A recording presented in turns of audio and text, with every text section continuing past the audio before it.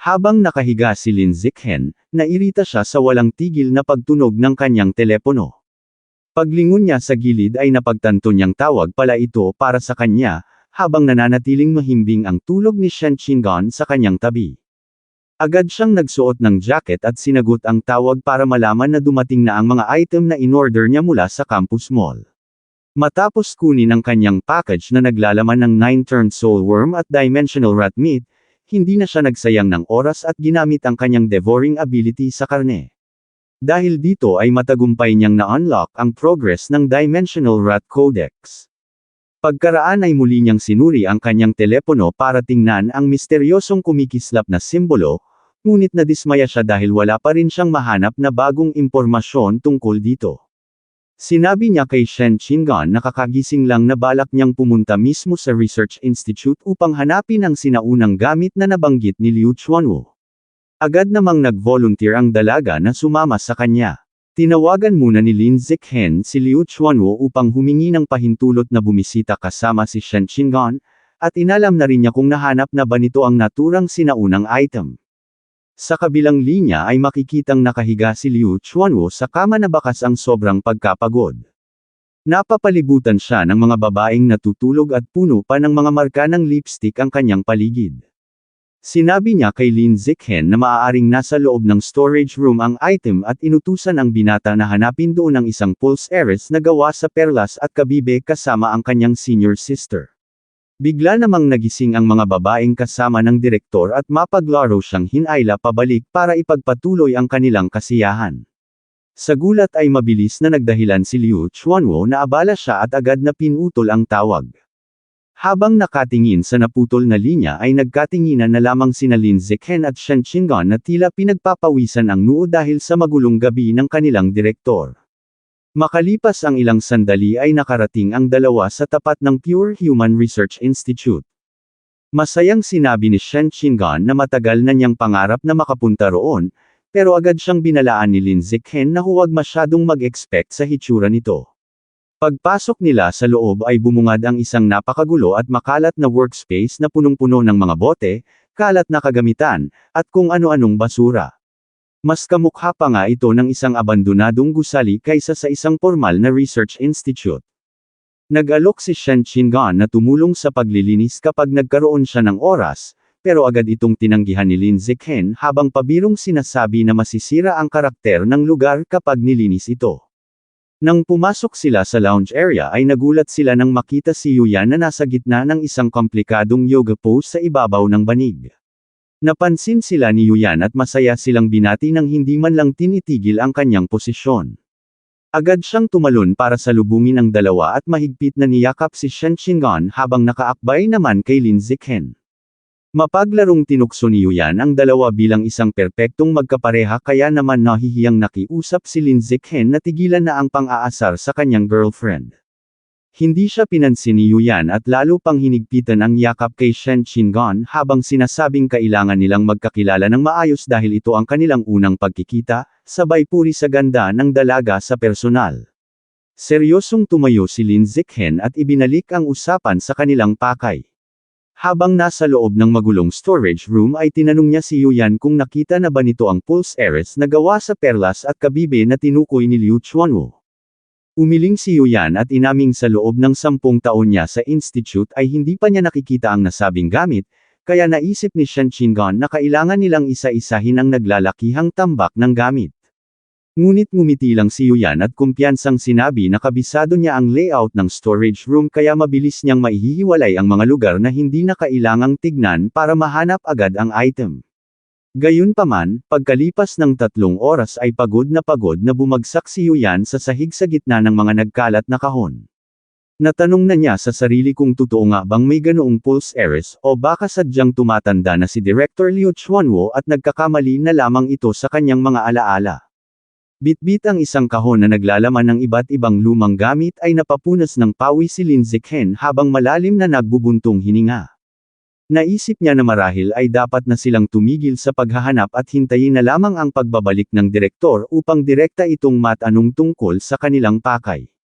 Sa kalagitnaan ng kanilang pag-uusap ay biglang hinayla ni Shen Qingan ang manggas ni Lin Zichen upang makuha ang pansin nito. Itinuro ng dalaga ang isang malaking aquarium sa kabilang panig ng silid na tila matagal nang napabayan. Sabi ni Shen Qingan ay may malakas siyang pakiramdam na ang hinahanap nilang bagay ay nakabaon sa ilalim ng lupa sa loob ng tangkeng iyon. Dahil dito ay agad lumapit ang tatlo sa harap ng malaking aquarium na puno ng madidilim na graba. Nang usisay ni Lin Zikhen kung bakit doon niya naisip maghanap ay inamin ni Shen Qingan na wala siyang lohikal na basehan para sa kanyang hinala. Sinabi niya na basta na lamang niyang napansin ang aquarium at bigla siyang nagkaroon ng matinding kutob na naroon ang kasagutan. Hawak ang kanyang pala ay masiglang nagpahayag si Yuyan na itigil na ang pagdadalawang isip at simulan na ang paghukay sa graba. Hindi nagtagal ay sabay-sabay na natulala ang tatlo sa kanilang natuklasan sa ilalim ng lupa. Namangha si Yuyan dahil napatunayang tama ang kutob ni Shen Qingan nang matagumpay nilang mahukay ang isang napakagandang pulse heiress na yari sa mga perlas at makukulay na kabibe. Maingat na kinuha at sinuri ni Lin Zikhen ang pulse heiress kung saan napansin niya na ang mga ukit sa bawat kabibe ay eksaktong katulad ng estilo ng mga misteryosong kumikislap na water symbols na nagagawa ni Shen Qingan. Eksaktong sa sandaling iyon ay dumating si Liu Chuanwo na halatang pagod na pagod at magulo ang hitsura. Nang makita niyang hawak na ng mga ito ang pulse heiress ay agad siyang tinanong ni Lin Zikhen tungkol sa tunay na pinagmulan ng naturang alahas. Bahagyang pinagpawisan si Liu Chuanwo at sinabing kailangan niyang balikan ang mga kaganapan noong nakaraang 20 taon upang maipaliwanag ang lahat. Ikinwento niya na 2 dekada na ang nakalilipas habang nagsasagawa siya ng ekspedisyon sa kailaliman ng dagat malapit sa Double Sun Bay sa Shanghai ay aksidente niyang natuklasan ang pasukan ng isang sinaunang gumuhong istruktura. Pagpasok niya sa isang kuweba sa loob ng guhong iyon ay tumambad sa kanya ang isang napakalaking mural na nakaukit sa bato. Inilalarawan nito ang isang diyosa na lumilitaw mula sa isang malaking kabibe habang napapalibutan ng mga dragon at mga sirena. Sa tabi mismo ng mural na iyon ay nakita niya ang pulse heiress na gawa sa perlas at kabibe na nakapatong lamang sa ibabaw ng isang bato.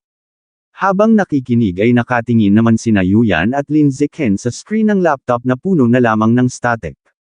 Nagtanong si Yuyan kung iyon na ba ang kabuuan ng footage at kung bakit tila maraming bahagi ng kanyang natuklasan ang hindi na itala sa video.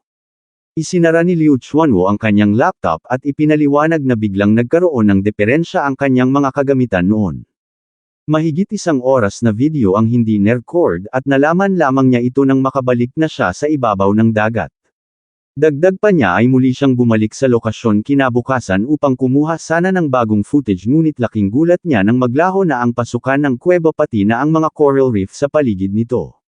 Para bang ang lahat ng kanyang nakita ay isang panaginip lamang na biglang nawala. Dahil dito ay napaisip si Lin Zikhen kung paano nga ba posibleng mangyari ang ganoong klaseng kakatwang kaganapan. Sa tabi niya, tahimik lamang si Shen Qingan habang nakatuon ang buong atensyon sa pulse heiress na hawak ng binata. Napansin ni Lin Zikhen ang labis na interes ng dalaga kaya agad niya itong iniabot sa kanya upang masuri niya ito ng mas mabuti. Habang hawak ni Shen Qingan ang alahas, bigla itong naglabas ng isang maliwanag at mahiwagang liwanag na tila bumihag sa kanyang isipan. Sa mga sandaling iyon ay napuno siya ng isang matinding pagnanais na angkinin ang pulse heiress, ngunit agad din siyang natauhan at umiling. Nabahala siya sa kanyang sariling kakaibang damdamin at hindi maiwasang magtanong kung bakit ganoon na lamang kalakas ang koneksyong nararamdaman niya sa bagay na iyon. Napansin ni Liu Chuanwo ang malalim na interes ng dalaga kaya mapagbigay niyang inalok na sa kanya na lamang ang pulse heiress dahil matagal na rin naman daw itong nakatambak at tila nakalimutan na ng panahon. Nagulat si Shen Qingan sa alok na ito at tinitiyak kung talaga bang ayos lang na mapunta sa kanya ang alahas, bago siya taos-pusong nagpasalamat sa direktor. Sa gitna ng kanilang pag-uusap ay biglang nakatanggap ng isang tawag si Lin Zikhen. Tiningnan niya ang kanyang telepono at sinabing kasalukuyan siyang nasa Pure Human Research Institute. Tahimik siyang nakinig sa kabilang linya bago kalmadong tinanggap ang mahalagang impormasyong ibinigay sa kanya.